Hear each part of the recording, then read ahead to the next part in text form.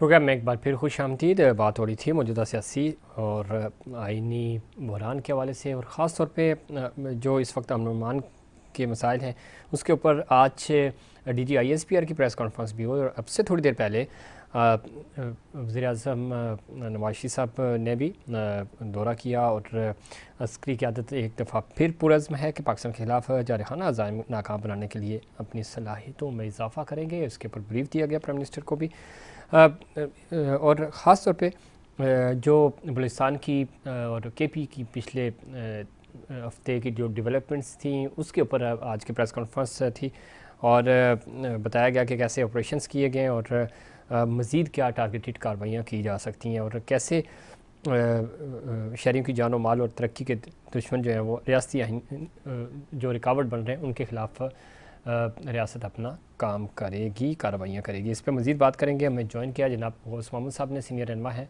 मुस्लिम league नून के। गौस मोहम्मद साहब खुश आमदीद कहते हैं आपको शो में।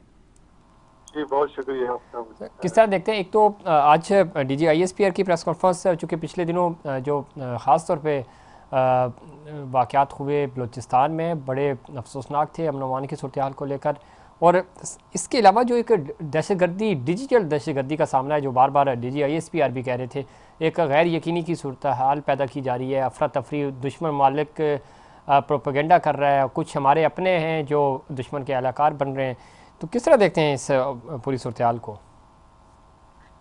जी बिल्कुल, आज की जो प्रेस कॉन्फ्रेंस थी वो बिल्कुल रूटीन से हटती थी, टोटली उसको मुल्की मामलात पे बात की गई, और उसमें ये बात की गई कि ज़्यादा दहशतगर्दी के खिलाफ जो कार्रवाइयाँ में कामयाबी हैं उनको बताया गया, और होना भी ऐसी चाहिए कि जिस किस्म की दहशतगर्दी पाकिस्तान को सामने है, माजी में कभी ऐसा नहीं हुआ।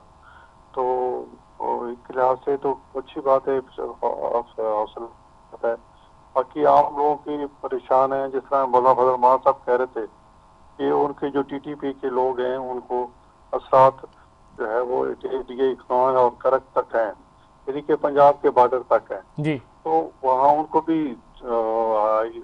ISPR का मतलब ये था कि वो उनको भी ख़त्म करेंगे ताकि पाकिस्तान में नो गो एरिया कोई ना रहे।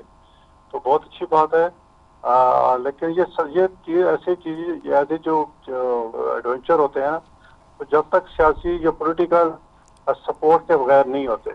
तो मैं पहले भी मेरे ख्याल में हुकूमत और जो है वो अपना हमारी जो मिलिट्री क़यादत है जी सारे एक पेज पे हैं, और हमें मेरे ये राय होगी कि तमाम सियासी पार्टियों को, चाहे अपोजिशन में चाहे हुकूमत में, सबको बैठ के और मिलिट्री क़यादत को बैठ के, जिस तरह 2014 के जब एक दहशतगर्दी का वाक़या हुआ था पेशावर के स्कूल में, आर्मी पब्लिक स्कूल में, ठीक। तो इसमें तो खैर कोई शक नहीं गौस मोहम्मद साहब, एक चीज़ बड़ी इंपॉर्टेंट आज, चूँकि जैसे मैंने शुरू में भी कहा कि आज आर्मी वार गेम के इख्तितामी इजलास था जिसमें प्राइम मिनिस्टर ने भी शिरकत की, और उसके ऊपर ब्रीफ था। आर्मी चीफ ने बताया कि इस वक्त जो सिक्योरिटी चैलेंजेस हैं उससे पूरी तरह बाखबर हैं और हम मिलकर इसके ऊपर काबू पाएंगे।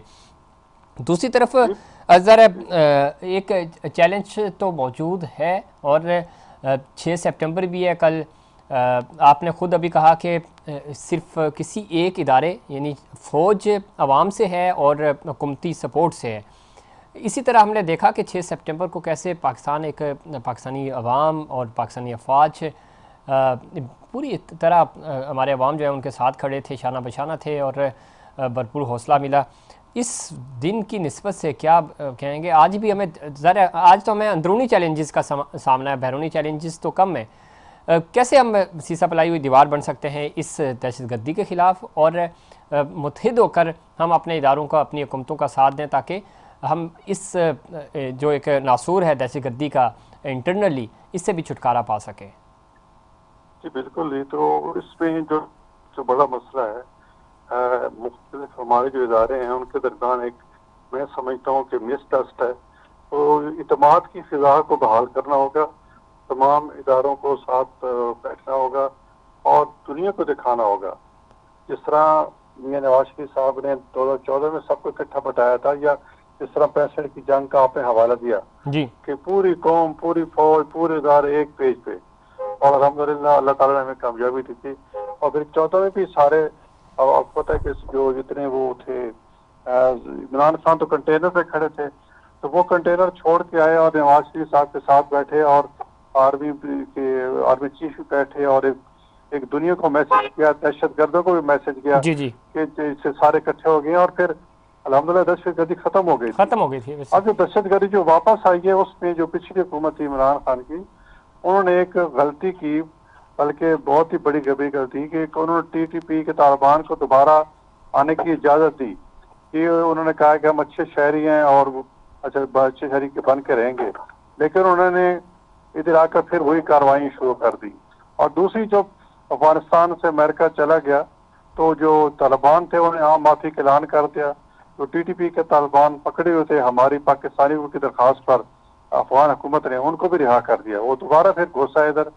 تو یہ پھر اس کے بڑا اس میں آپ نہیں سمجھتے غوث محمد صاحب, یہ چونکہ ایک قومی سلامتی کا معاملہ ہے, چاہے قومی داخلی ہو یا بیرونی ہو, ہمیں ایک افغان پالیسی اپنی ایک بنانی چاہیے تھی. ہوتی ہے غلطیاں ظاہر ہے, لیکن ابھی بھی وقت ہے. 2600 کلومیٹر کی سرحد ہے, یہ کوئی معمولی بات نہیں ہے, اور اتنی بڑی سرحد ہے. پھر رشتہ داریاں ہیں لوگوں کی ادھر بھی ادھر بھی, آنا جانا اتنا فریکوینٹ ہے کہ آپ ان ساری چیزوں پہ اس طرح قابو نہیں پا سکتے. تو ہمارے پاس ایک بہترین حل موجود ہونا چاہیے, پالیسی ہونی چاہیے جو کوئی حکومت آئے یا جائے اس سے فرق نہیں پڑنا چاہیے. ہم کیوں ابھی تک اس چیز کے اوپر قابو نہیں پا سکے؟